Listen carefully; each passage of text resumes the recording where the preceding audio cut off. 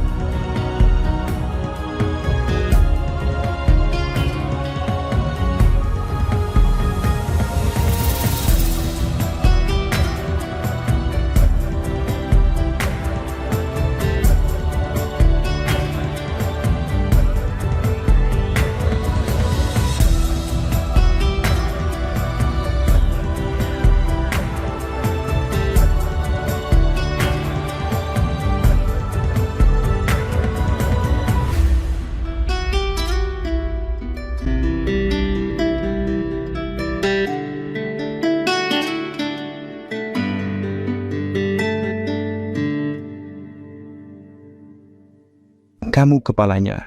Ke situ, kata Katrelli. Hen baru kali ini, di depan mataku jelas toh.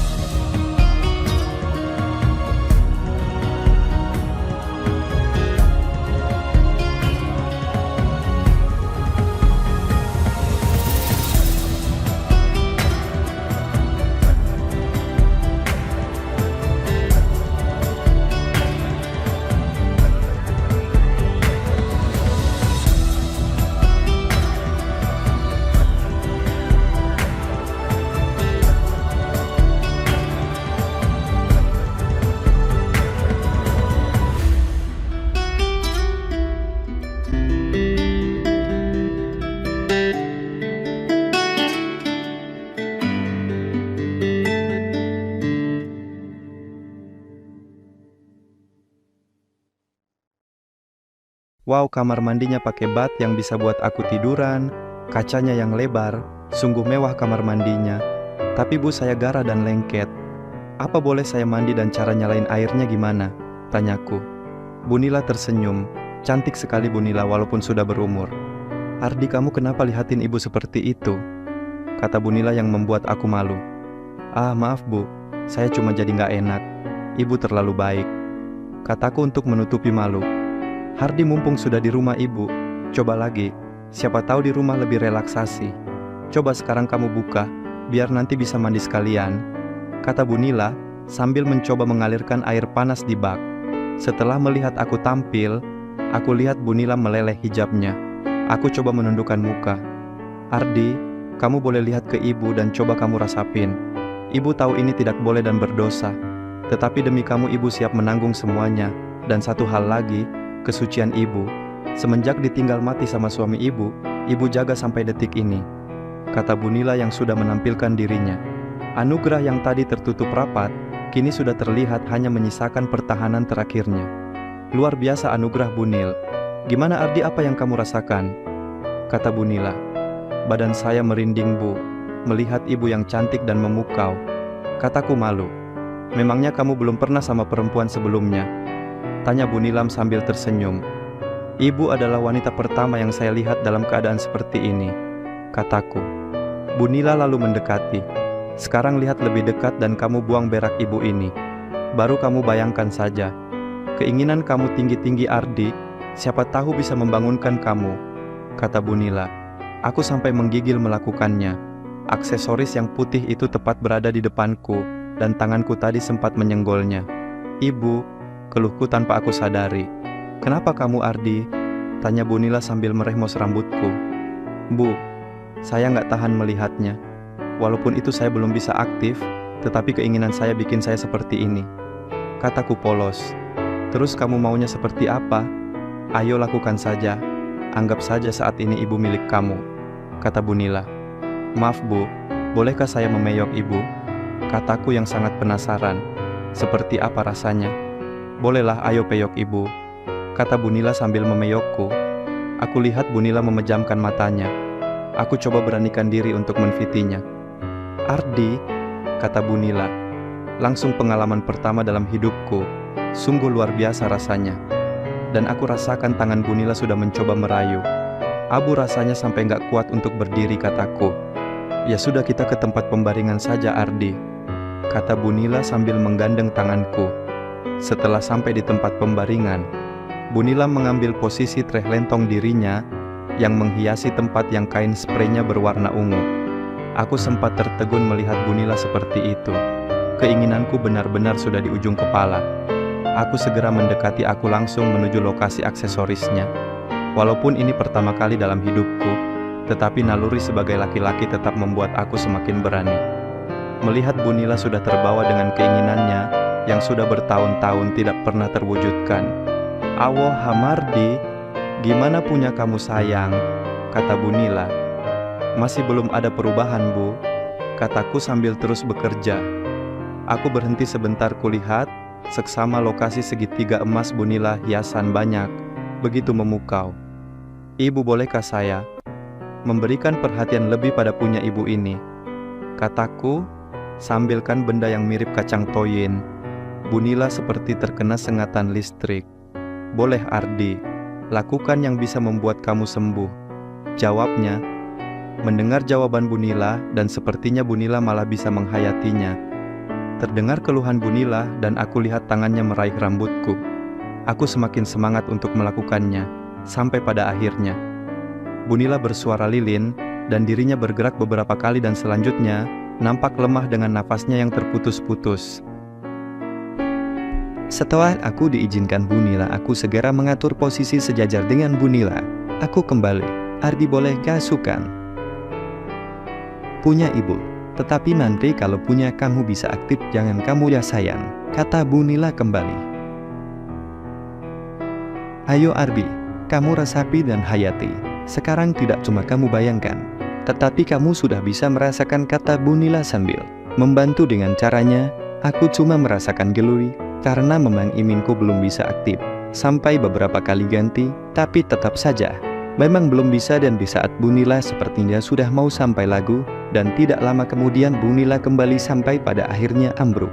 Kita diam sejenak, aku biarkan Bunila mengatur nafasnya, masih sambil memelukku dan memegang imingku. "Ibu yakin punya kamu bisa normal lagi, dan punya kamu ini akan membuat wanita takluk sayang. Tetapi jangan pernah kamu memainkan wanita," kata Bunila. Tadinya Bunila masih mau membantu aku supaya bisa memuncak, katanya.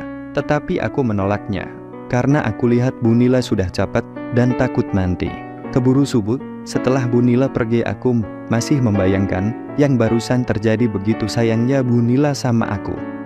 Memikirkan hal itu membuat aku tertidur. "Hei, bangun, kamu gila ya tidur tampil begitu," kata Kak Irma mengagetkanku. Maaf, kataku, langsung mengambil celahnya dan aku gunakan.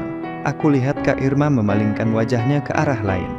Di saat aku membenahi diri, wajahnya paling gemesin di antara yang lain. Walaupun terlihat galak, nyesel aku disuruh bangunin kamu. "Malah lihat begituan, buruan ditunggu ibu buat sarapan," kata Kak Irma. "Iya, maaf Kak, jangan bilang sama siapa-siapa ya Kak," kataku. Kak Irma segera pergi meninggalkan aku. Baju tidurnya aku lihat, sehingga terlihat kalau saat itu Kak Irma tidak menggunakan. 2 jam kenapa pikiranku jadi kacau. Aku segera cuci muka, gosok gigi, dan setelah itu ke ruang makan.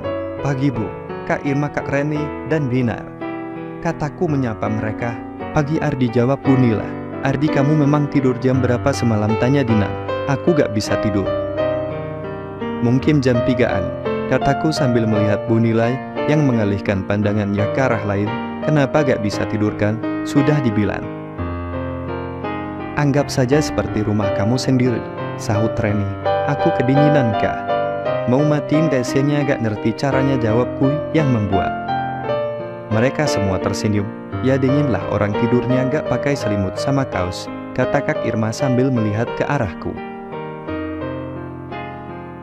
Ih, emangnya kamu gak pakai baju tidur, tanya Dinar. Wah, aku harus cari alasan, untungnya bukan bilang gak pakai celana. Semalam bekas lukanya agak nyeri, makanya aku lihat dan aku elus-elus, malah ketiduran. Jawabku, aku lihat Kak Irma melihatku dan mulutnya mengucapkan kalimat, bohong.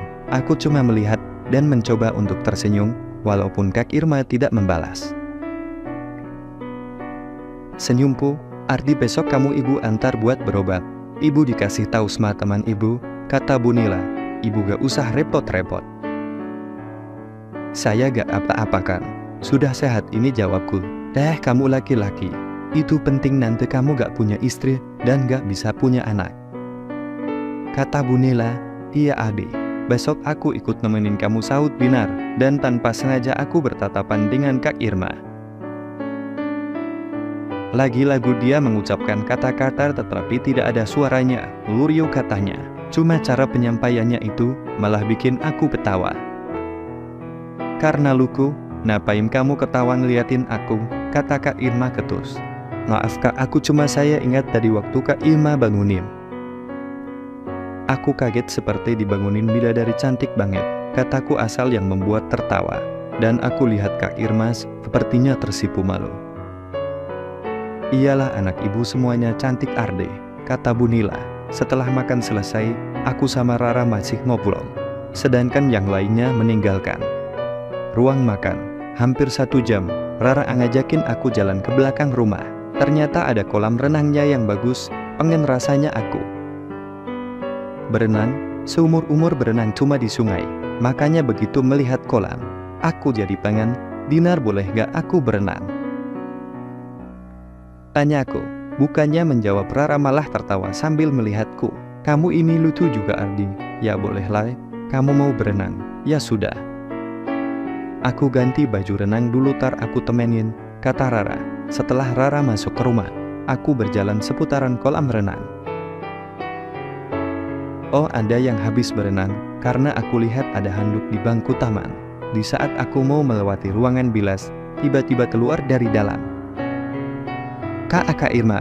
Aku kaget bukan main, san setengah takut. Karena saat itu, Kak Irma keluar dari ruang ganti dalam keadaan kurang benar. Sepertinya mau ngambil handuknya yang tertinggal. Melihat ada aku di dekatnya, Kak Irma sangat terkejut sampai diam beberapa saat. Begitu sadar, Kak Irma berusaha balik ke ruang ganti. Tetapi, karena terburu-buru Kak Irma terpleset dan hampir saja jatuh. Kalau tidak aku topan dirinya dari belakang, otomatis Kak Irma memeluk erat aku. Maaf Pak, maaf saya tidak melihat apa-apa, kataku sambil memalingkan muka. Kak Irma setelah bisa berdiri segera berlari masuk ke ruang ganti. Ardi, ambilkan handukku dan taruh di depan pintu, kata Kak Irma dengan suaranya bergetar seperti menahan tangis. Iya Kak, ini saya taruh di depan pintu. Kak Irma, gak kenapa-napakan, tanyaku. Tetapi tidak ada jawaban. Setelah agak lama baru terdengar suara Kak Irma. Kamu gak usah cerita kejadian tadi sama ibu, Remi juga Rara. Itu buat aku, katanya. Iya Kak, saya mau ke dalam, kataku. Ardi, nanti aku mau minta pertanggungjawaban kamu atas kejadian tadi. Sudah sana pergi, ucapnya sambil terdengar suara tangisnya. Baru aku masuk ke dalam rumah, Rara sudah datang. Adi ini pakai celana pendek, kata ibu, nanti malam kita pergi buat beli pakaian buat kamu. Sana ganti di situ, kata Rara sambil menunjuk ke ruang ganti di mana masih ada Kak Irma.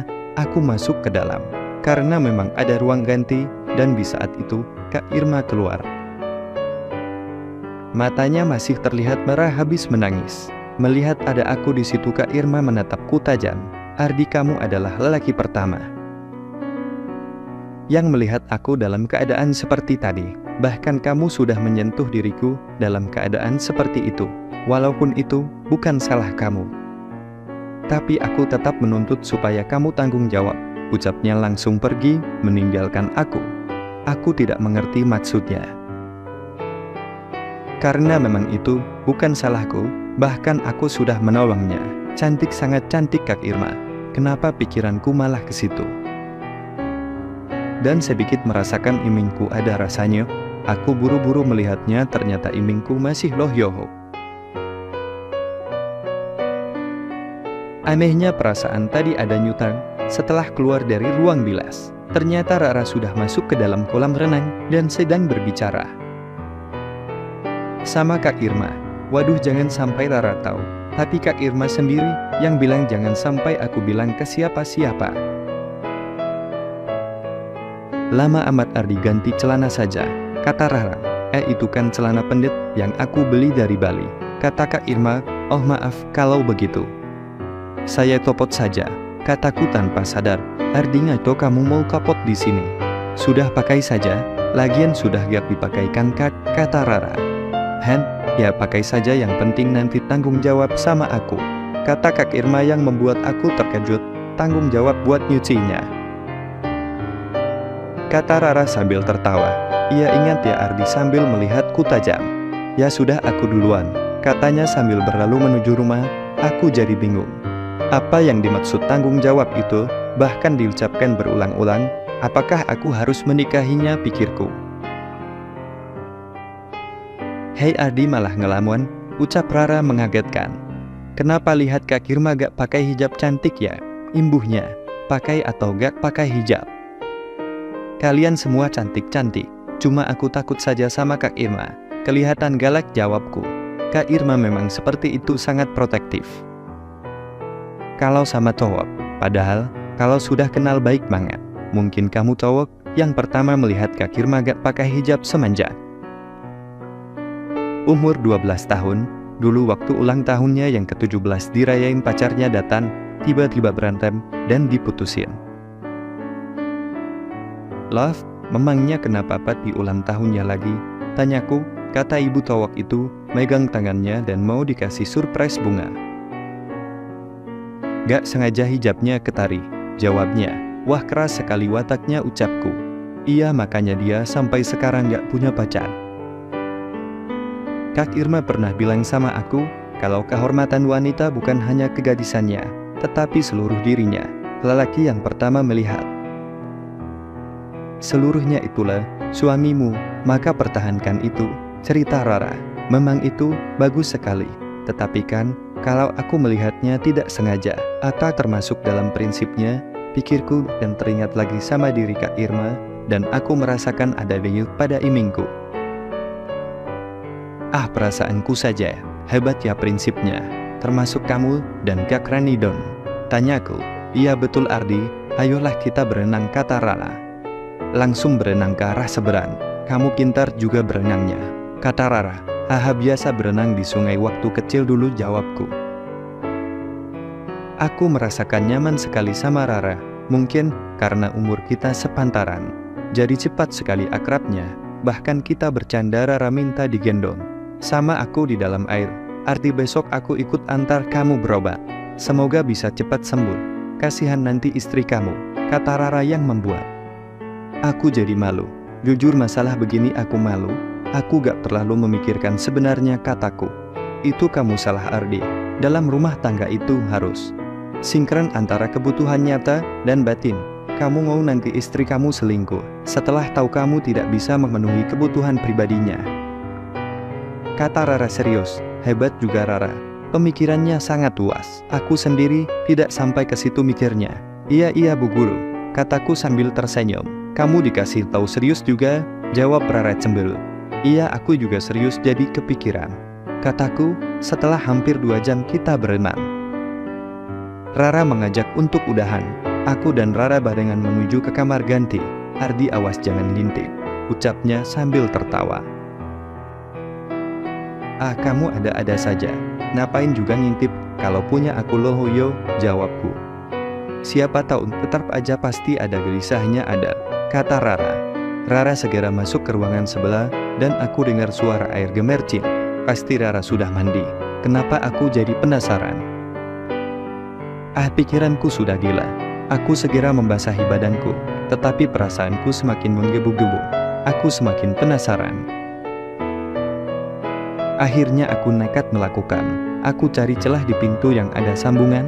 Jantungku berdetak keras. Aku lihat dari celah-celah itu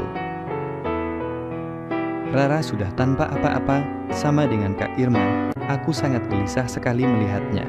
Tetapi kenapa imingku tidak bereaksi seperti ketika aku melihat Kak Irma, walaupun tidak bisa bangun, tapi ada rasa denyut.